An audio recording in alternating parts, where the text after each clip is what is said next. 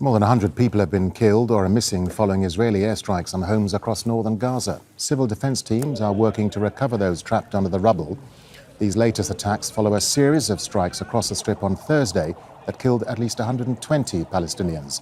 Al Jazeera's Tariq Abazoum joins us live from Deir al-Balah in central Gaza. Tariq, so more than 100 Palestinians killed yesterday, now over 100 killed or missing today. These are horrific numbers, Tariq. Just bring us up to date with what's been happening. Well, absolutely, Darren. Figures are quite staggering on the ground in light of this unprecedented escalation that has been widely seen not just in the southern part of Gaza, but primarily in the north of the Strip, where the Israeli military, in fact, during the past 6 hours, has launched deadly series of airstrikes that had been seen as heavy, one on the residential houses in Jabalia refugee camp and on Beit Lahia, flattening entire families. And till now, initial medical reports suggest that more than 100 Palestinians have been killed or missing in these areas, where the process of their evacuation has been seen very complex due to the intensity of bombardment and lack of equipment.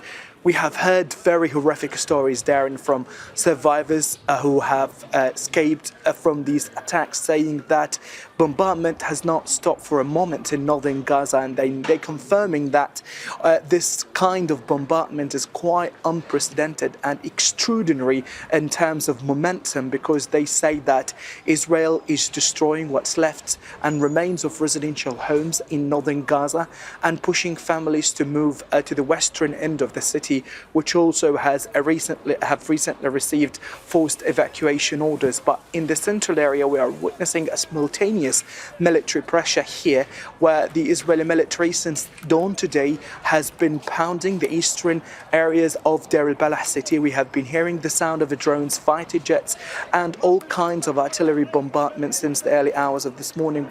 The ground is categorically shaking with every single explosion, spreading a very pervasive sense of fear and panic among all Palestinians here, because they believe that Gaza, all areas here, have been simultaneously subjected to intense bombing campaign, which has been seen by many to be the ultimate military pressure they have seen since the war began in October 2023. Yeah, Tariq, meanwhile, no aid is getting into Gaza since the middle of March. How are people coping there? Well, this is a very good question. How people are coping.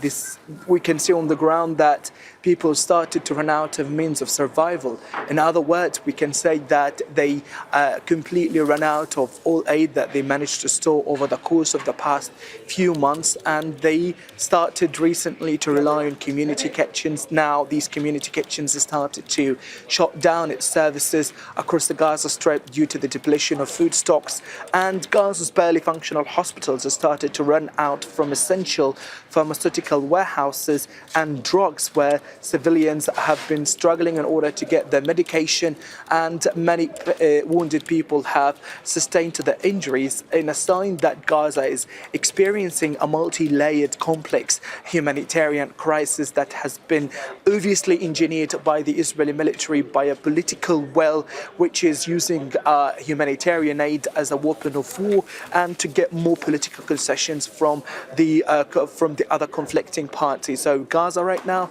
is witnessing a very pressure cooker of despair, and people are quite desperate in order to witness an end and to allow for more unconditional aid to get to the territory in order to mitigate the crisis. All right, Al Jazeera's Tariq Abazoum there live for us from Deir al-Balah in central Gaza. Tariq, thank you. Make sure to subscribe to our channel to get the latest news from Al Jazeera.